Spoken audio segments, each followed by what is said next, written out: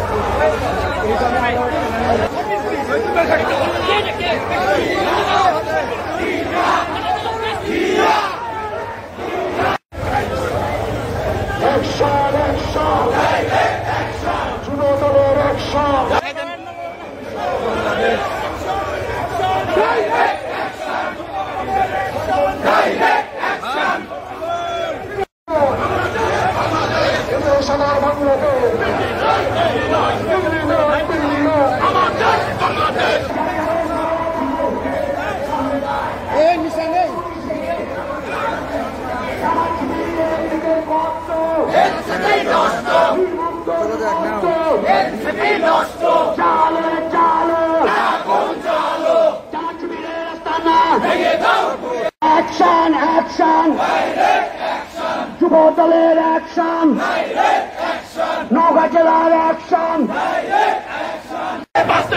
আসতে হলে লড়তে হবে, এই লড়াইয়ে জিততে কারণ নিশ্চিত রক্ত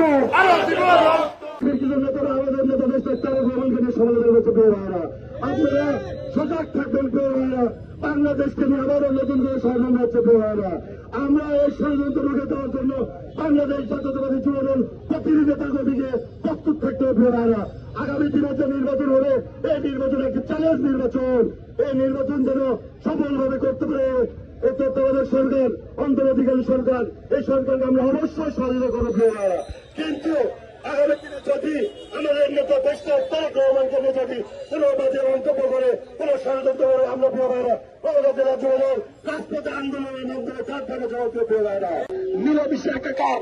আমি জামাত শিবিরকে এখান থেকে বলতে চাই, আপনাকে প্রমাণ করতে পারবেন যে 5 তারিখের আগে পর্যন্ত একটি ছবি দিয়ে যত লড়াই সংগ্রামে ছিলেন, আপনারা তখন আওয়ামী লীগের সাথে ছিলেন।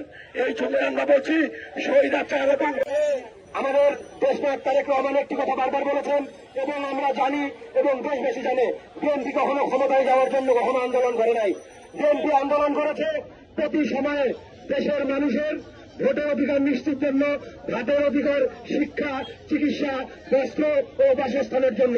কিন্তু আমরা দেখছি গত 15 বছরের যে ফ্যাসিস্ট সরকার চলে গেছে, তারা এই জিনিসগুলোকে পদদলিত করেছে এবং তারপরে দেশের নূতন সূত্র দিতে হবে। যখন ভেবেছিলাম 5 আগস্টে ছাত্র জনতার আন্দোলনের মাধ্যমে প্রতিটা ফ্যাসিস্ট যে সরকার যখন এবং পুলিশ ডিপার্টমেন্টে আছে, বিভিন্ন জায়গায় আছে, সেই জায়গায় এখনো প্রতিটা হাসিনা সরকারের লোকগুলো আছে।